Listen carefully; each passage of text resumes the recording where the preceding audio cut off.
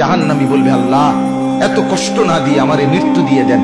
আল্লাহর কসম, কোরআনে আল্লাহ বলেন, আল্লাহ বলবে, না রে বান্দা, লা ইউকদা আলাইহিম ফায়ামুতু, জাহান্নামে কোনো মৃত্যু নেই। নাফরমান জাহান্নামী তখন বলবে, আল্লাহ তাইলে আমারে একটু তাখফিফ, একটু আযাব হালকা করে দেন, আমারে মাসে একটা দিন কদ্দুর বিরতি দেন, 24 ঘন্টার মধ্যে আমারে 10টা মিনিট হইল কদ্দুর আলগাত রাখেন, আমি আর পারছি না মাওলা।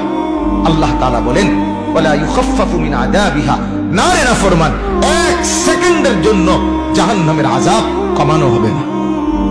3 নাম্বার, নাফরমান বলবে, আল্লাহ তাইলে আমারে দুনিয়ায় একটু ফেরত যাইতে দেন, আমি নেক আমল করব এবার গেলে। আল্লাহ বলেন, যে দূর হায়াত দিলে নেক আমল করা যেত, ও দূর হায়াত দিয়েই তোমারে আনছি, আর ফিরবা না। কাল্লা, না না, দুনিয়ায়